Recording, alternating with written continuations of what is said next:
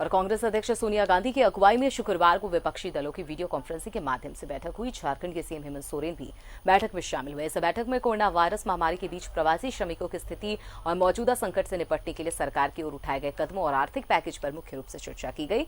बैठक की शुरुआत विपक्षी दलों के नेताओं द्वारा और बंगाल और ओडिशा में चक्रवात अम्फन से पीड़ित लोगों के प्रति शोक जताकर हुई।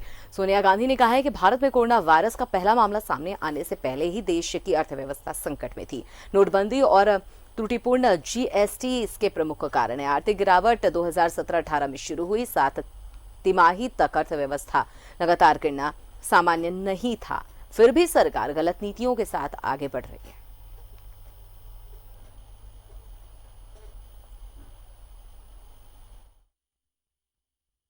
विपक्षी दलों की वीडियो कॉन्फ्रेंसिंग के जरिए आज बैठक हुई। सोनिया गांधी की अध्यक्षता में ये बैठक हुई। इसमें कांग्रेस अध्यक्ष सोनिया गांधी ने तमाम अलग अलग राज्यों के मुख्यमंत्रियों के साथ वीडियो कॉन्फ्रेंसिंग के जरिए बैठक की।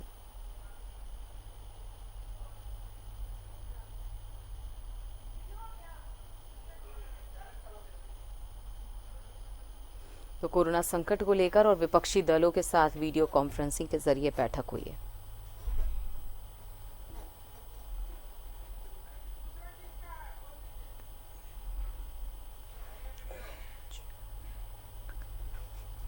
तो विपक्षी दलों को लेकर लगातार यहां पर रणनीति बनाई जा रही है। आपको बता दें कि आज कोरोना संकट पर देश भर में कोरोना संकट को लेकर जो मौजूदा स्थिति है, इसके अलावा जो भी प्रवासी मजदूरों को लेकर जो हालात बन रहे हैं, इसको लेकर विपक्षी दलों के साथ वीडियो कॉन्फ्रेंसिंग के माध्यम से कांग्रेस अध्यक्ष सोनिया गांधी ने बैठक की है। वीडियो कॉन्फ्रेंसिंग से ये बैठक हुई है, जिसमें झारखंड के सीएम हेमंत सोरेन भी इस बैठक में शामिल हुए। और इस पर ज्यादा जानकारी के लिए संवाददाता ऋषिकेश हमारे साथ जुड़ चुके हैं।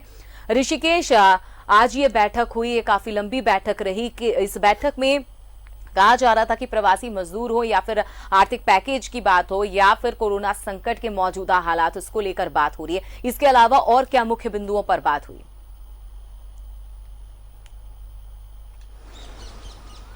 अमिता, देखिए, तकरीबन 3 घंटे से अधिक का वक्त बीत गया और 22 दलों के राजनीतिक दल के प्रतिनिधि इस बैठक में मौजूद थे।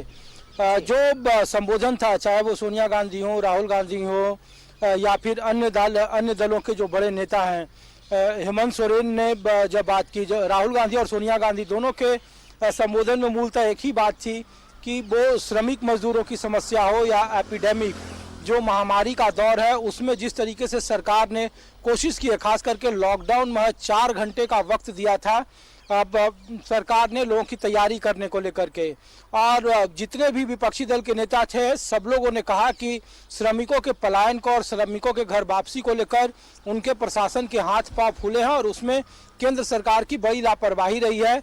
जो अब ट्रेनें चलाई जा रही है, अब जो हवाई जहाज चलाए जा रहे हैं, इसे शुरू में ही जब केस ओपन हुआ था उसी वक्त में इसे चलाया जाना चाहिए था और लोगों को अपने घरों तक पहुंचाना चाहिए था। उसके बाद फिर लॉकडाउन को और सख्ती से पालन कराना था। इस पर सभी राज्यों ने सहमति बनाई, सभी दलों ने सहमति बनाई है, जो भी कांग्रेस के साथ ही इसमें थे, 22 दल थे उसमें।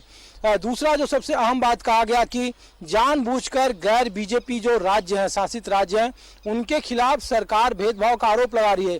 देखिए, ममता बनर्जी अब तक के बैठकों से नहीं वो कांग्रेस के साथ वो तालमेल करती थी, लेकिन इस बार की जो बैठक हुई उसमें खुद ममता बनर्जी मौजूद थे, हेमंत सोरेन खुद मौजूद थे और जो गैर शासित बीजेपी के राज्य हैं, उन सब लोगों ने सिर्फ और सिर्फ एक ही सुर में, एक ही बात में कहा कि आर्थिक पैकेज का सरकार ऐलान कर रही है, लेकिन उनके कोटे के जीएसटी का जो फंड है, पैसा है, वो नहीं दे रही है। इसमें बंगाल सरकार थी, इसमें पंजाब सरकार थी, इसमें छत्तीसगढ़ की सरकार थी, झारखंड की सरकार थी।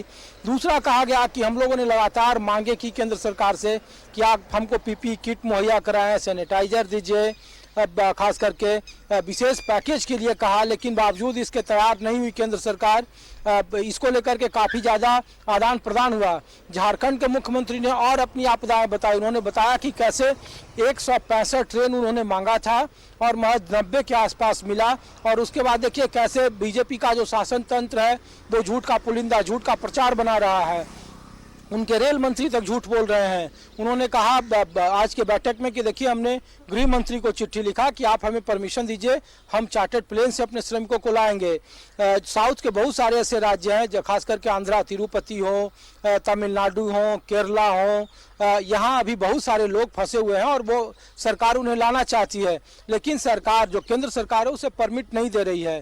तो ये राजनीतिक तौर पर बातें हुई। दूसरा, आज सभी लोगों ने, जितने भी राज्य थे, सब लोगों ने आज जो आरबीआई का प्रेस कॉन्फ्रेंस था और जिसमें आरबीआई ने चिंता जताई कि अगले 2 महीने हमारा जो जीडीपी है वो निगेटिव में जाएगा। निगेटिव का मतलब शून्य से नीचे जाएगा और इसके लिए हमें केंद्र सरकार की मदद की दरकार है।